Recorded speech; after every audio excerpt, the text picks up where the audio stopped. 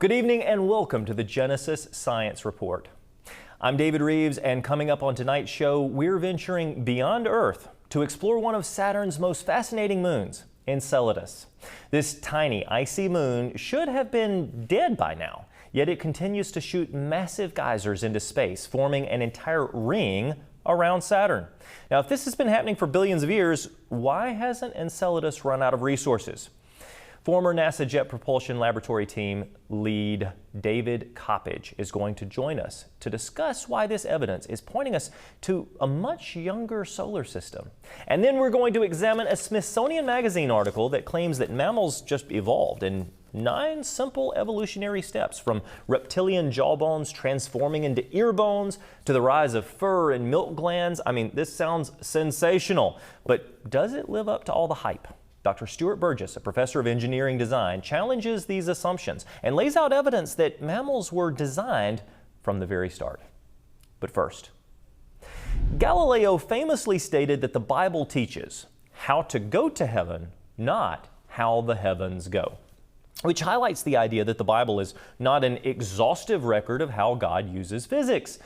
But some have taken it too far, using this idea to support a long-standing belief that faith and science are fundamentally opposed. And this perspective is increasingly being challenged and has been by the brightest minds in science for years. Today, a growing body of evidence suggests that biblical scripture can offer valuable insights into various scientific fields, particularly geology.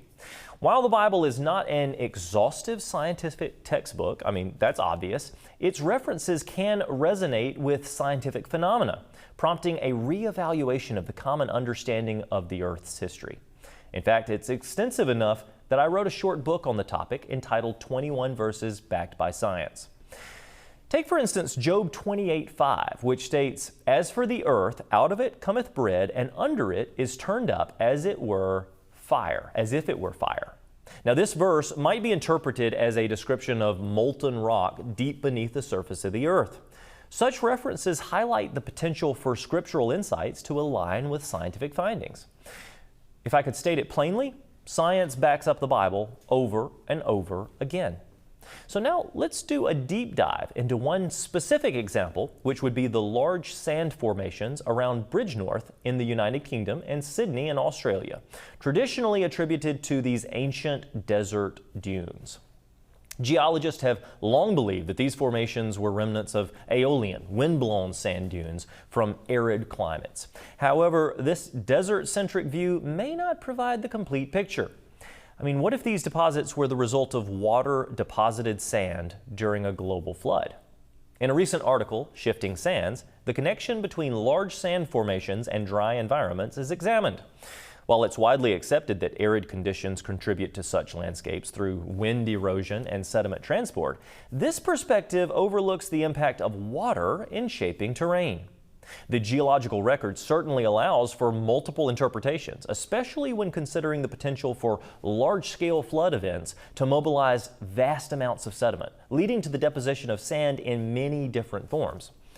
Dr. Taz Walker points out that geologists can't observe the original processes that created these formations. They rely on current observations to infer historical events, which of course is the best that they can do. The interplay of wind and water in shaping landscapes is a critical area of study that requires further exploration. Sand, which is a really extraordinary material, can reveal a whole lot about Earth's history. The variations in sand types and colors provide insights into their mineral composition and the environments from which they originate. For example, the black sands of Hawaii are rich in volcanic minerals, while the pristine white sands of the Bahamas derive from crushed corals and shells. What about the striking red sands of Australia's pinnacles? Well, they're rich in iron oxide. It makes sense. These variations highlight the dynamic processes that contribute to the formation of different sand types, suggesting that a broader range of geological processes should be considered, things like a flood. The Bible, with its extensive historical context, contains numerous references to events that have shaped our planet. And these sand formations and deposits certainly seem to corroborate the reality of the global flood. As Walker says, starting from the true history given in the Bible, we can confidently expect to find that the evidence fits. So when people say that the Bible and science don't agree, that idea is increasingly being dismantled as scientific evidence emerges that supports the compatibility of the Word of God with real scientific inquiry. God made the earth, He made science, and He wrote the Bible. So rather than viewing faith and science as opposing forces, perhaps we should consider them as complementary fountains of knowledge that can bring us greater understanding of the natural world. I'm David Rives, and this is the Genesis Science Report.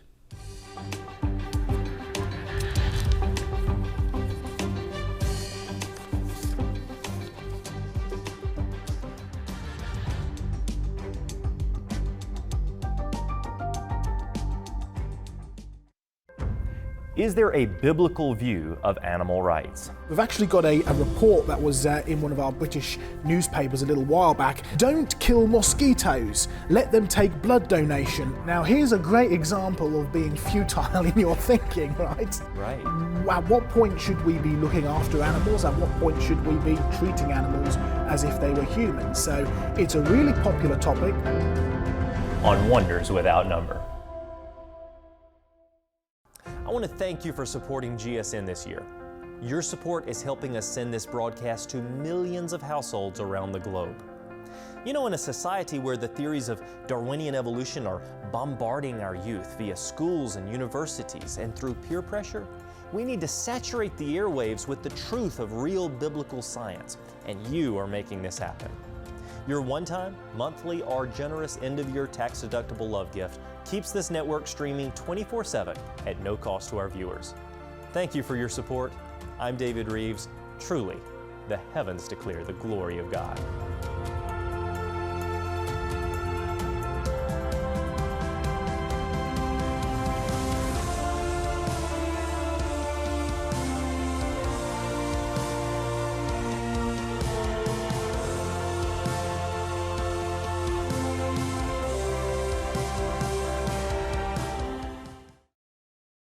You know, some people have said that you can't trust the Bible as real history because archaeologically we just simply don't find evidence for the characters written about in here. We're going to delve into the world of biblical archaeology. Biblical archaeology is all of archaeology, because archaeology is the study of humans. Right. So biblical archaeology is the study of human beings from a biblical perspective. On Wonders Without Number.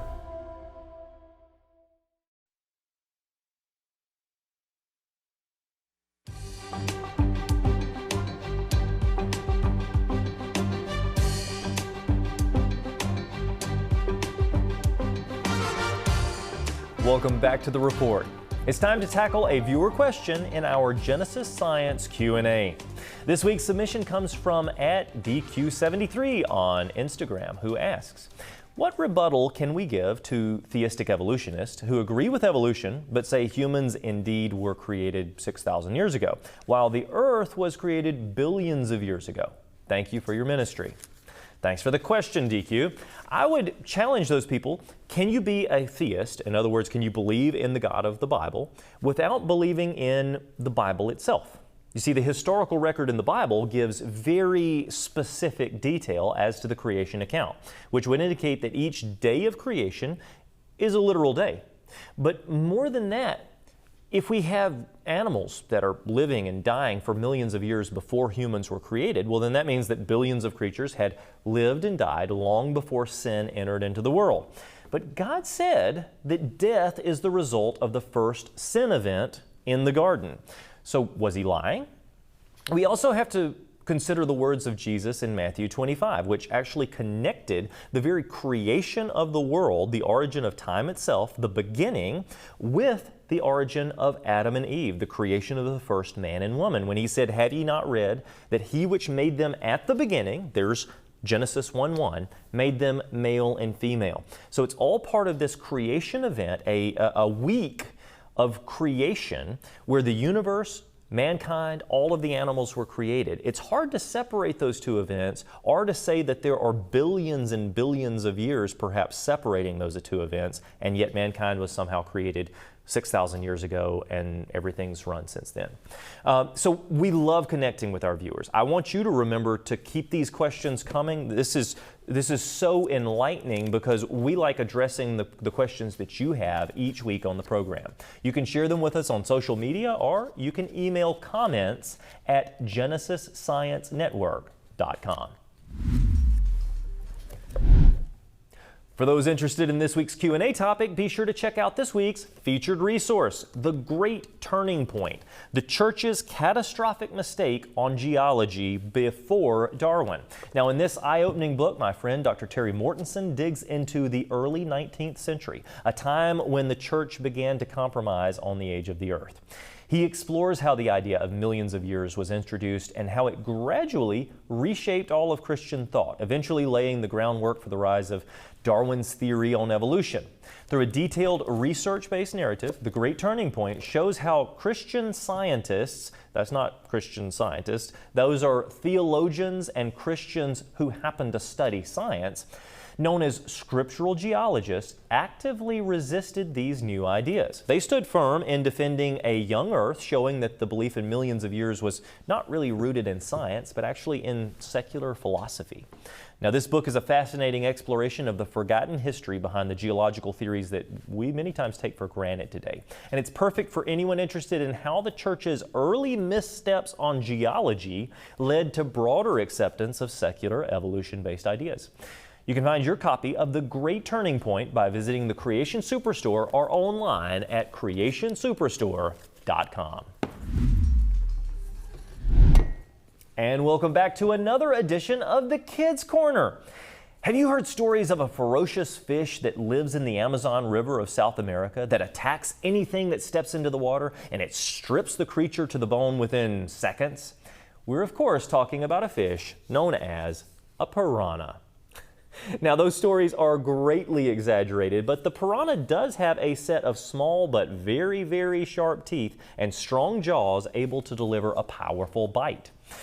Now, piranhas of several different species are found in many of the freshwater rivers that flow through the Amazon basin of South America and are very common in some locations. Now, while they do have the reputation of being these vicious meat eaters, they actually eat more than just fresh meat.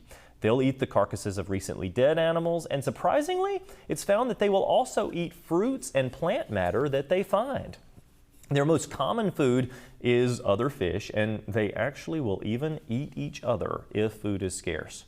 Now, the piranha I'm holding here is the species commonly known as the red-bellied piranha, and of course it's easy to see why as you can look down here. This specimen, it measures about 7 inches across, and it's a typical size, but they're sometimes found to be as large as 20 inches long. Usually, less than 14 inches is pretty common. Now, what about those stories of large numbers of piranha attacking an animal or a person in a swarm of hundreds or even thousands? Well, actually, most people are bitten by a single piranha, and usually it's on the feet, which of course, it can be very painful, but it's not very often life-threatening. Piranha do sometimes gather in large numbers, but that's primarily a means of defense against an attack upon themselves rather than some type of a hunting strategy. Like many of the creatures found on Earth, it pays to have a healthy respect and keep some distance away from the piranha, but we don't need to live in fear. Let's learn to be both respectful and amazed at these creatures, and you can come see this specimen along with thousands of other items for yourself at the Wonder Center and Science Museum right here in Dixon, Tennessee. Now, coming up, scientists have been left puzzled by Saturn's moon Enceladus as massive geysers of water continue erupting into space long after they should have stopped. Now, if this process has been happening for billions of years, why hasn't it run out of material? After the break, we'll talk with former NASA scientist David Coppedge, who reveals why Enceladus is a major problem for deep time models. Don't miss it next on the Genesis Science Report.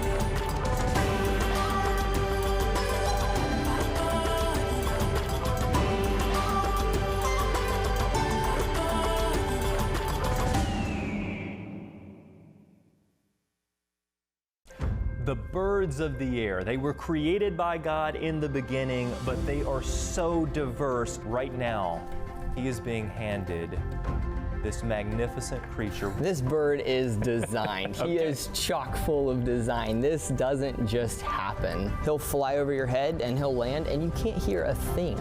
Is that right? It's incredible. God thought of everything when he made them. On Wonders Without Number. Join us at the Wonder Center and Science Museum for this month's Unwrapped event, where we feature expert speakers presenting scientific and biblical discoveries. It pays to learn history, folks. We cannot create an aircraft even close to what these birds can do. This changes the way we do biology. Discounted tickets are available for an after-hours adventure, including museum admission with kids' hands-on activities, a planetarium movie, Tesla experience, and pre-show entertainment. Perfect for the whole family. What you believe about the history of the world is going to affect the way that you study the world today. You see a mathematical order here. You see the orthogonal lines. You see the repeating patterns. You don't understand what it takes to make a cell. That's serious engineering. Come be inspired as you learn. The evening presentation is free, but seating is extremely limited, so RSVP immediately at wondercenter.org. Limestone, we see it all around the world, but what is it exactly and how did it get here? But let's delve a little bit into limestone. This was found by our good friend John Mackay, our mutual friend John Mackay, a few years back, right? He was driving through the Peak District and he shouted, "Stop!" And he said, "I've seen limestone." And the driver was like, "We're in the middle of the Peak District, it's all limestone around here." No, I found some special limestone. On Wonders Without Number.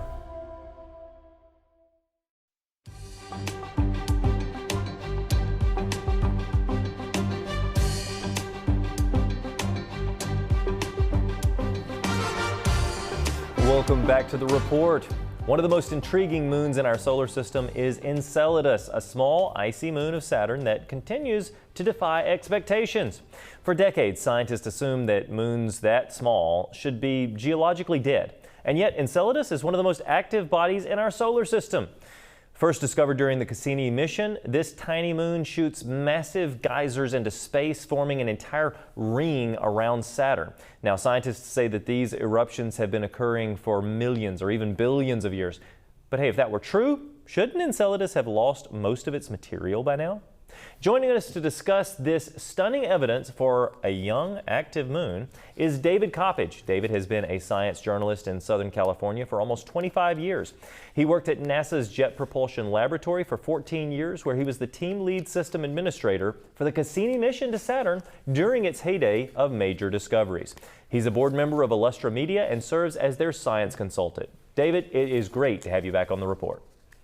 Good to be back with you, David. How are you? I am doing fantastic. I don't know if I could be doing better right now. It is great to have you to address this topic because you had a front row seat at JPL when the Cassini spacecraft is flying past Enceladus and it's seeing these remarkable things, right?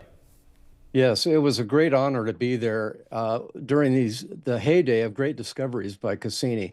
And I got to mingle with the world's greatest planetary scientists and be among the first to see the images coming in of Enceladus when the geysers were discovered. So that was a great honor. Well, you know, when we think about moons or satellites of planets, we obviously think of our moon. But our moon is the largest moon proportionally of all the moons in the solar system. We've got about a quarter of the size of the Earth for our moon. And so I'm thinking this icy planet with these water spouts and well, I mean, how big is Enceladus? Is it kind of like, you know, a quarter the size of its host planet? It's only about 300 miles wide, which is about the width of Iowa or Arizona. Wow. Okay, so, you know, how can this little tiny moon be putting out so much activity for billions of years? It just doesn't make any sense. So it's putting out material at Mach 5 times the speed of sound, about 300 kilograms per second, which is enough to fill an Olympic swimming pool in about a couple of hours. So it's putting out a lot of material. And like you said, it creates a whole ring around Saturn, the E ring. Now, back in the 1980s when Voyager 1 and 2 flew by Enceladus, they knew something weird was going on because Enceladus is the brightest body in the solar system. It reflects almost all of the light that hits it. And so how is that possible? Well, it's being spray painted by its own geysers. The material that we found on July 7th of 2005, July 14th, I think it was, that material comes out. Some of it falls back onto Enceladus and creates fresh ice. And some of that material also blasts the nearby moons like Tethys and Dione. And so it's a very active moon. It's only one of 4 in the solar system that has surface activity, the Earth being one, and Io, which I discussed with you in a previous broadcast. And Triton at Neptune has nitrogen geysers going off, but Enceladus is the smallest. It's a tiny little moon, and it has all this activity. So you got to ask yourself, how long could this be going on at this rate? Yeah, absolutely. It doesn't make a lot of sense if these moons were created millions or billions of years ago. And yet we're told, we are spoon-fed in astronomy courses, that most of the bodies of the solar system are approximately 4.5 billion years old. So there are questions within there, but I want to go a little bit deeper before we go there. These geysers are expelling massive amounts of material at high speeds. How does this compare to something like Yellowstone's hot springs, where you see those things happening? Yes, they've done comparisons of that, and Enceladus puts out 15.8 gigawatts of power. That's about 2.6 times as much as all of the Yellowstone hot springs put together. Wow. And so that's a tremendous amount of energy coming out of this little moon. And so that can't have been going on for a long time. Now, did you say that the so much material is ejected from this tiny little moon that it actually forms its own ring around Saturn? Yes, the E ring is a broad ring, and it happens that Enceladus is right in the densest part of it. So they suspected some kind of connection between the E ring and Enceladus, but it wasn't until we discovered the geysers there that they had a mechanism to explain that. And so, I mean, think about that, putting out that much material. And we also saw on the way in, as we were passing Phoebe and coming in for the close encounter with Saturn to be captured by its gravity, they saw a huge outburst of Enceladus. They measured it in oxygen from the ultraviolet spectrometer. And it was like the total amount of material in the whole E ring was coming out in one episode. So if this happens regularly, by the way, there was another outburst that was measured by the James Webb Space Telescope just a month or two ago. And so it found a plume of Enceladus that was 6,000 miles long, wow. Which is pretty astonishing, making it look like a comet or something, considering a moon that's only 300 miles wide. So there are brief periods of great outbursts in addition to the steady state of 300 kilograms per second coming out of those geysers. Yeah, now you're watching this almost not quite in real time, but you're watching it as the images come in from the Cassini mission. What kind of arrays were on Cassini? It was able to photograph things with visible light. Did it have any other types of sensors on it that's pulling all of this data? Yes, Cassini was loaded with all kinds of instruments. It could do infrared, it could do ultraviolet, and it even flew through the plumes in some of the later encounters and gathered materials that it could use with its mass spectrometer. So they determined that it's mostly water ice, but there's also some ammonia, some silicates, a little bit of carbon dioxide, but mostly water ice that's coming out of these plumes. And the Cassini, you got to hand it to the navigators flying this thing, because they were from 800 million miles away. They're flying 32,000 miles per hour at just 50 miles above the surface of this moon. So that's an amazing achievement. It absolutely is. Now, some scientists have proposed that tidal flexing, or the gravitational pull from Saturn, somehow repowers all of the heat that's needed for this, but you've pointed out that there might be a flaw in this line of thinking. What is that? Well, yeah, that's the usual explanation that the science programs and documentaries say, that, well, it's just being squeezed like a rubber ball, and that's what gives the heat. But it's not enough. It's too low by orders of magnitude. And when you consider that, all of the water on Earth has been powered through these geysers over 4.5 billion years, the moon would have lost a tremendous amount of mass over this time. A substantial part of its entire mass would have to melt and go through these geysers, which is unreasonable. Yeah. So that's just another evidence that these plumes are young and not old. So I think one of the biggest contradictions between secular astronomy and real astronomy that's following data, is that we keep finding these moons, these planets, these features throughout our solar system, throughout our galaxy, throughout the universe, that appear far younger than previously expected. Why do you think that mainstream science continues to resist this idea that Enceladus, the reason it hasn't run out of energy or the fuel to create these things is because it's not as old as you think? Why are they so resistant? Well, I think they're committed Darwinists, most of them, and Darwin needs the time, to evolve brains from bacteria. At least they think so. Now, we know better. We know it quadrillions of years is not enough. But if they don't have the time, then you've got to consider other causes for the origins of these bodies. And, we have intelligent design as a cause, and certainly the best intelligent designer is God himself, the God of Genesis, who told us what he did. And so why not accept that? Deep time is not a solution to the evolutionist problems. In fact, deep time is the problem, and the scientific evidence does not support what they're saying. And David, no matter how much time you give it, evolution is still an impossibility. It's pseudoscience, because you have to break scientific principles to create life from non-life, matter from nothing, and we could go on and on and on. But you talk about this all the time. For those who want to learn more, you can check out David's articles at Creation Evolution Headlines, crev.info. Hopefully this is at the bottom of the screen, but crev.info. I would encourage you to go check out his website. You can always find more of these breaking news headlines and how everything is pointing right back to the validity of God's Word. Now, your book, David, Spacecraft Earth, A Guide for Passengers, it was co-authored with Dr. Henry Richter. I've read it. It is amazing. You can pick one of those up at the Creation Superstore by visiting creationsuperstore.com.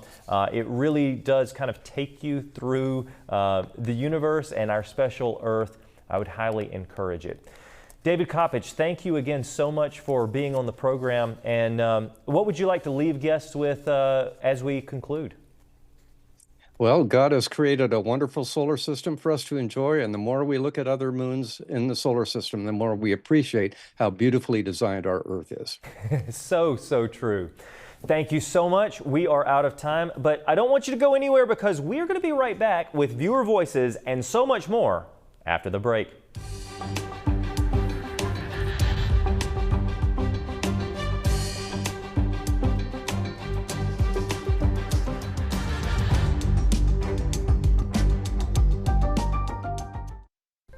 Squids in limestone in the middle of the Grand Canyon. But the big problem is, how did those fossils get deposited in the middle of a 7-foot thick layer? According to the narrative, is something like 36 million years in duration. I'm replacing the narrative with some type of rapid smothering event. On Wonders Without Number. Friends of Genesis Science Network, we started this channel to make an impact in the lives of both Christians and inquiring skeptics around the world. It has done that in unbelievable ways. Now, one of our viewers wrote, "I've been watching your channel for nearly a week now, and I would like you to know the blessing that it's been to me. I've never had the finances or the opportunity to attend a university, but I've been a believer for the last 37 years. Your channel has done more for my understanding of my faith than any book I've read save the Bible, and I feel like I'm finally able to attend the lecture classes I've always wanted to. Thank you so much for your ministry. I want to thank you for your generous support. GSN is no simple project and requires monthly commitments to keep it on the air. Please consider becoming a partner with us today. Just call 931-212-7990 or click Give on our website. We are making a difference. I'm David Rives, and you're watching the Genesis Science Network.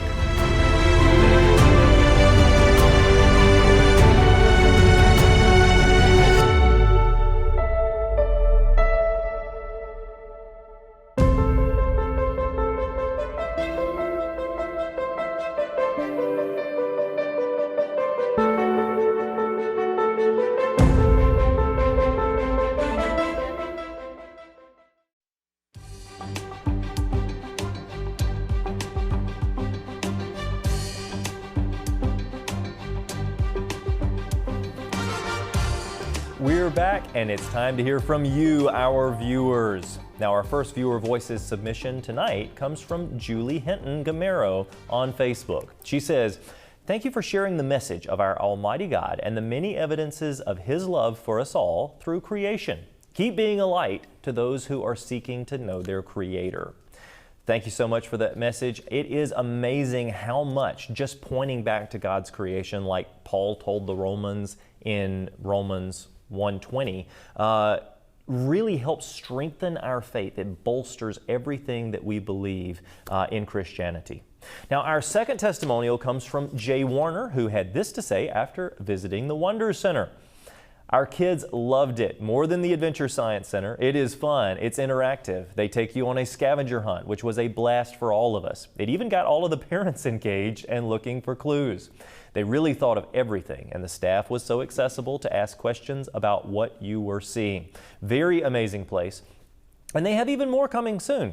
Make sure you get tickets to the planetarium too. We will be sharing with our church. Hopefully we can get a youth group event planned, but either way, we're going back soon." Jay Warner, thank you so much. I look forward to seeing you again soon. And remember, if you haven't been, we want you to plan your vacation, schedule a trip to the Wonder Center and Science Museum, over 100,000 square feet, the largest science museum in the world from a biblical perspective. Now, if you've been impacted by the work that this ministry is doing, we'd like to hear from you. Connect with us on social media, or you can email comments@genesissciencenetwork.com. Now it's time to shift our focus to an incredible celestial event that reminds us of the precision of God's creation, the lunar eclipse. On this week's Genesis Science Minute, we're looking at how the alignment of the sun, the earth, and the moon creates this stunning phenomenon. Let's take a look right now. Lunar eclipses occur when the earth, sun, and moon align, causing the earth's shadow to block the light from the moon. They only occur within a very narrow time frame during a full moon, typically occurring 2 or 3 times a year. During a total eclipse, the moon is completely overshadowed by the earth, sometimes causing strange atmospheric effects, a red appearance of the moon's surface. The moon is a quarter the size of the earth, and during a total eclipse becomes completely shadowed by the earth. These events also give us great insight into scientific principles and offer us the rare opportunity to see the shadow of the spherical earth. Mark your calendars for the next total lunar eclipse. It's a spectacular opportunity to witness one of the wonders of God's creation. I'm David Rives. Truly, the heavens declare the glory of God. For more information, visit David Rives Ministries at davidrives.com. davidrives.com. Yeah, it's always fun. I've captured quite a few total lunar eclipses, have captured 2 total solar eclipses. It doesn't matter what it is, celestial events, there's something about them. It's like the Lord wanted to show His grandeur and power, and He's left His brushstrokes of artistry out in the heavens for us to find. Now it's time to jump into this week's ministry report.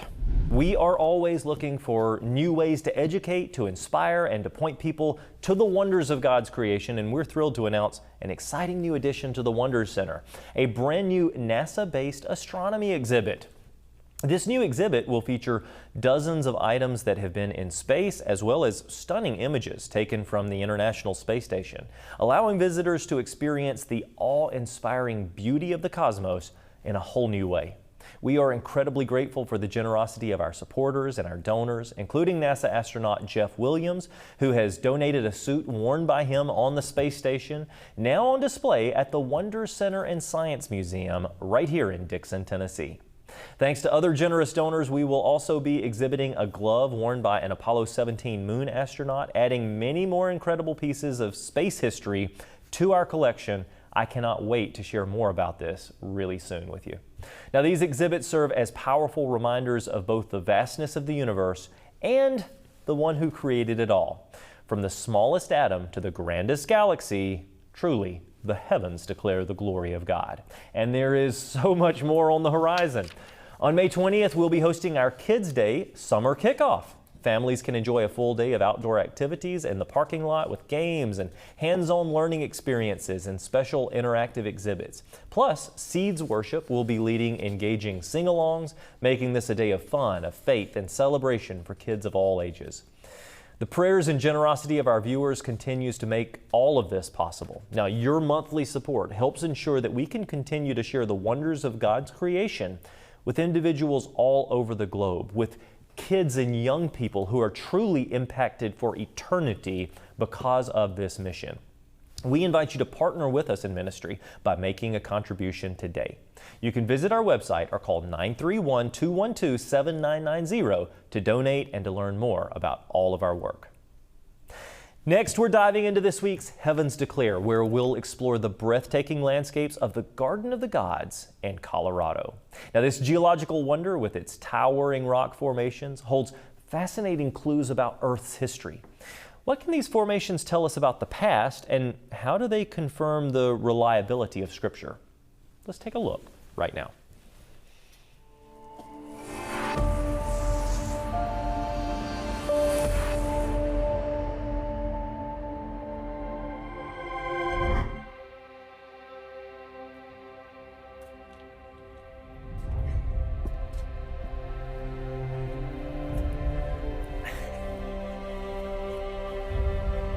I am at the Garden of the Gods, and it is a snowy, rainy, cold day here in Colorado Springs.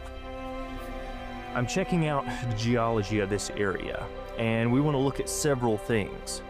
Now, the biblical historical account gives us insight as to what we would expect to find in the geologic record, the rock record all around the world.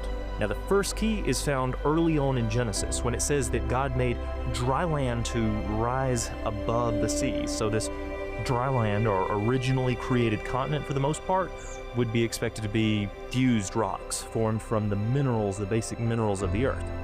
Well, in the lower levels of geology, sure enough, we find rocks that have been metamorphosed. The beautiful and colorful granites, the crystalline shimmering schists, all of these rocks, the ground floor, the basement on which sedimentary layers are then laid.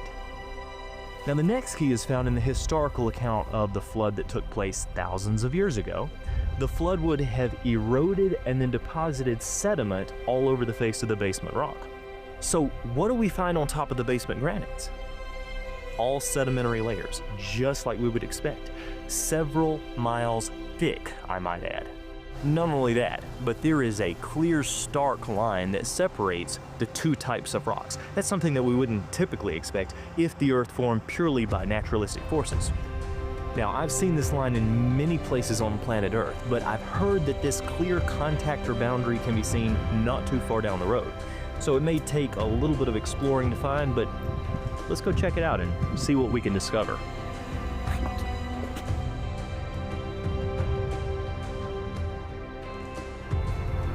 Right now, I'm just outside of Colorado Springs, Colorado, and we can see the great unconformity yet again. We've looked at it in the Frenchman Mountains. I've explored it down in the bottom of the Grand Canyon, but we see this same feature again with sandstones sitting directly on top of granites. Here it is again in Colorado, near Colorado Springs. You have Pikes Peak granite overlaid by Sawatch sandstone. Now, the labels are different. In the Grand Canyon, it would be Vishnu basement rocks and granites overlaid by Tapete sandstone. It's the same features with different labels attached to them. From a secular perspective, great unconformities like this represent missing years, sometimes billions of years missing between these two layers right here. Now that's hard to explain from a secular perspective unless somehow those layers were washed away over vast areas. But in the biblical perspective, what we're seeing here, if we interpret this from a global flood deposition, this sandstone was laid down and it was the first to be preserved during the global flood of Noah's day. You can clearly see the difference. This reddish granite is what composes all of this material, and it stretches all the way around me, and you can see it many other places throughout here. It's all below us. And this Sawatch sandstone starts right here, and it goes up and up and up. This granite is found near Pikes Peak, so it's named Pikes Peak granite. The granites found at the bottom of the Grand Canyon are typically assigned a different label, but it's the same basement rocks. Right now, my finger is touching the contact, the unconformable contact, the great unconformity, yet again here in Colorado, it supposedly represents vast amounts of geologic time. The layers on top are all sedimentary. Sedimentary means that they were transported there, that they were laid down there at a later date than the rocks below. Now, many secular geologists would point to vast ages between each layer.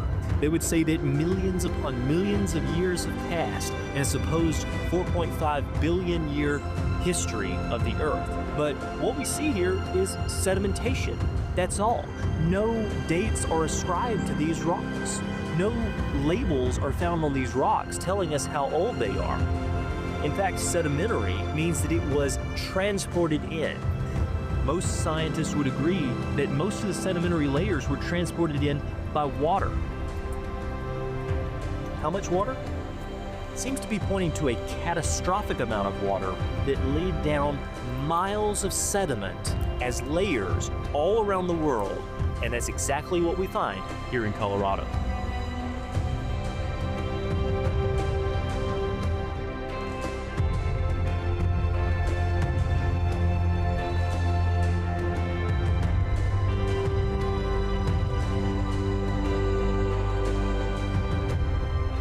All of the geological features that we have explored so far fit perfectly with the historical records found in the Bible. Coincidence? I don't think so. I'm David Rives, on location in Colorado. Truly, the heavens declare the glory of God. It was a beautiful day. I loved the snow. So, up next, scientists claim that mammals evolved in just 9 simple steps, but is that really what the evidence shows? Well, when we return, Professor Stuart Burgess will join us to walk through the biological impossibilities of this whole evolutionary fairy tale and explain why mammals were designed, not evolved. Stay tuned, because we'll be right back.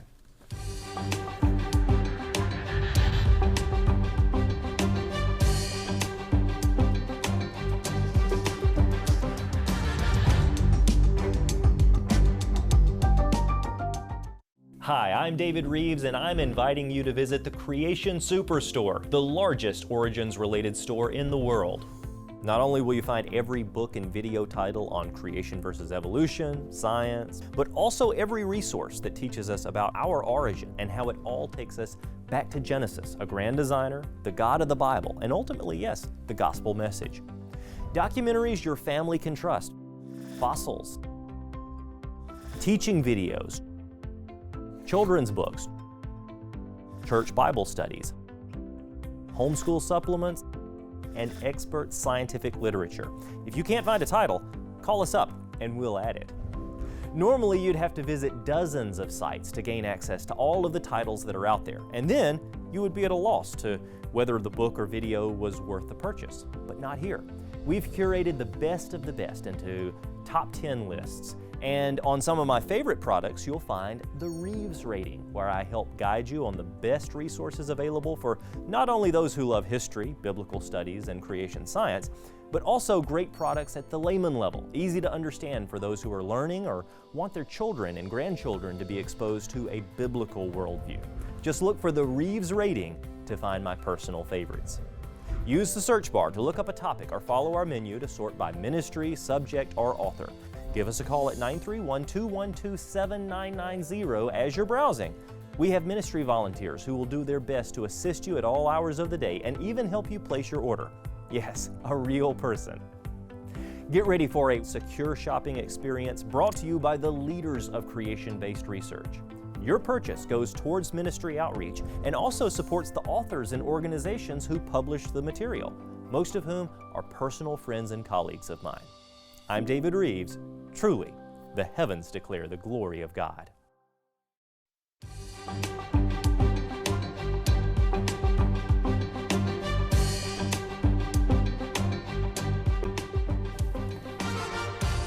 Welcome back to the report. A recent article published in Smithsonian Magazine claimed that mammals evolved in just 9 evolutionary steps, from reptilian jawbones transforming into mammalian ear bones to the rise of fur and milk glands. You know, the problem? Evolutionary theory often presents these complex transitions as if they're simply a series of small steps. But when we look at the biological details, these changes, they require multiple interdependent systems that really have to function together from the very start. For example, one of the key claims in the article is that the tiny bones in our middle ear, the hammer, the anvil, and the stirrup, well, those just evolved from reptilian jawbones. Now, this is taught as fact in many textbooks, but how much of it is based on actual evidence, and how much of this is just wishful storytelling? Are these features really the result of a slow step-by-step process, or do they point to intelligent design that couldn't have emerged simply through gradual evolution? To help us analyze these claims, we're joined by Professor Stuart Burgess. Dr. Burgess is Professor of Engineering Design at Bristol University, UK, and Liberty University in the US, and has published over 200 scientific papers on design and engineering and biology. Now, he's led the design of the chain drive for the British Olympic cycling team for the last 3 Olympics and exhibited this work at the Royal Society in London. Stuart has received several national and international awards for design, including the top mechanical engineering prize in the UK. Dr. Burgess, welcome to the show. It's great to be with you. Thank you for having me. Absolutely. Listen, you've published over 200 scientific papers on engineering, design, and biomechanics.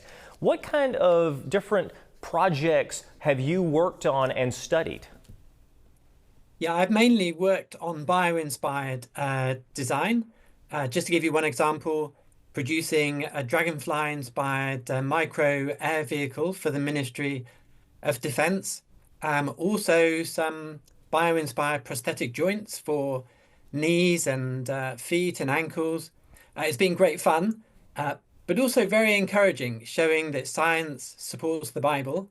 And interestingly, the engineering we see in biology is always superior to that we see in engineering.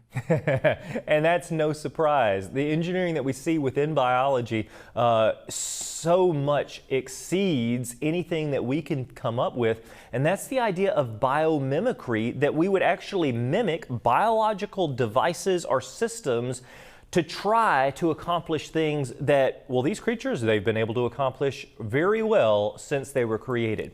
But this Smithsonian article right here, How to Make a Mammal in 9 Evolutionary Steps. So basically, they're claiming this is the recipe for biological life right here. What were some of the main claims that were proposed in this new article? Yeah, I think, well, one of the good things about the article was that it did acknowledge that there's a huge difference between reptiles and mammals. So it highlighted these major differences: 4 in the head, ear bones, eye bones, teeth and palate, 4 in the body, walking posture, ribs, furry, skin and milk glands. So that was one good thing, but it claimed that it wasn't really difficult to imagine how a reptile could evolve into a mammal. But actually, when you look at the article, whilst it was saying, of course, a mammal needs these things, it was never giving any detail on how some of those things could have evolved. And one thing I found slightly humorous about the article, it kept using the word shifted. So it said over time, reptile jaws shifted in shape. Over time, lizard skin shifted to smoother skin. Lower walking postures shifted. In fact, if you do a word search, the word shifted appears 9 times. Now, I don't know about the USA, but in Great Britain, the word shifty is a bit of a dubious word used for people who are not really sure what they're talking about. So I found that aspect quite humorous. It is. So this is the scientific method that they use to determine all of this is, oh, it just shifted. Now, again, Exactly. we're talking about a layman's article at this point. So perhaps there are some underlying theories beyond that, but they are making statements here. Again, as I was browsing the article, I found the word "in fact." Many of the key features that make us mammals evolved even before the dinosaurs. In fact, they're making fact-based statements without backing it up with scientific observation. And one of the biggest claims that you'll find in evolutionary textbooks today, Stuart, is the mammalian middle ear bones, right? The hammer, the anvil, the stirrup, evolving somehow from reptilian jaw bones. And that's even taught in some high school biology classes. So our young people are specifically or particularly exposed to this particular argument. What do you make of that theory? Yeah, it's quite an iconic theory, isn't it? And, you know, it makes it sound so plausible, and people say, well, this is a good theory. But as soon as you look in the detail, you can see that it's not a strong theory at all. One of the problems is that the bones in the middle ear are very, very precise. So it's all very well saying this bone shifted from the jawbone of a reptile. But the bones have this precision design, and not only are the bones very precise, but there aren't just bones in the middle ear. There are at least 4 precision ligaments and 2 precision muscles. So there are at least 9 precision components. So when they say, well, 2 bones added to the single bone of a reptile ear, they're leaving out at least 6 other components. And not only that, but those 3 bones form a complex linkage mechanism. In engineering, engineers know that if you have a complex linkage system, like a car steering system or a car suspension system, those systems are irreducibly complex with lots of levers, springs, and hinges. And that is exactly what we have in the middle ear. In fact, the middle ear is so complex, researchers still haven't figured out the complexity of that mechanism. So the idea that you just have to explain how 3 bones got together in the middle ear, that's just far too simplistic. Stuart, they just shifted. Yeah, I mean, imagine I said to you, I could evolve a sundial into a Rolex watch. Yeah. Now, a sundial has a pointer and it has a clock face, and a watch has a pointer and a clock face. So why can't I evolve a sundial into a watch? Well, you're going to say to me, hang on, Stuart, inside a Rolex watch, you have these incredible gears and bearings and springs. As soon as you think of that, then you see it's impossible to do that. But that's exactly what the evolutionist is doing. When they're comparing a reptile to a mammal ear, it's like comparing a sundial to a Rolex watch. So it's all very well showing how a bone shifted, but you haven't explained that complex mechanism. Right. Another major thing the article didn't mention was the cardiovascular system. Mammals have 4-chambered hearts, while these reptiles have 3-chambered. It claims that somehow mammals developed milk glands, developed fur. It doesn't really touch on the origin or how somehow this happened, just simply that it had to have shifted in some way. Now, you recently published a paper in a top secular journal that challenged the Darwinian concept of homology and vertebrate limb patterns, and I really appreciate your research. Can you share just a little bit about that and how it's challenging past evolutionary assumptions? Yeah, Darwin's homology argument is very famous, where he looks at the vertebrate limb pattern and in a mammal, a reptile, an amphibian, a bird. And he said, you know, if you look at, say, a whale flipper, why would a whale need an elbow and a wrist and fingers? Only evolution can explain that. And this is supposedly the greatest evidence for evolution. But I have written a paper showing that a whale does actually need a wrist joint, an elbow joint, and finger joints for hydrodynamic reasons. Now, of course, Charles Darwin didn't understand hydrodynamics of the way whales swim in the water, and he didn't understand the aerodynamics of a bird wing. But I published a paper, and even the title challenges Darwin's homology argument, because he said there is not universal optimal design. But Christians have always said common design comes from a common designer. But what my paper is showing is that there are scientific reasons for having that common design. And within that paper, I even said this challenges Darwin's homology argument. And I was very surprised and very encouraged that the scientific journal, the Institute of Physics in the UK, actually published the paper. Yeah, that's really encouraging. You actually have interacted with many of your colleagues in academia, in universities, and many of them that you're working with don't look at Christianity as being valid, or they don't look at design concepts as being valid. Some of them may be on the fence about these things, and certainly that's got to be challenging in some ways, but how have you been able to navigate that in the last few seconds?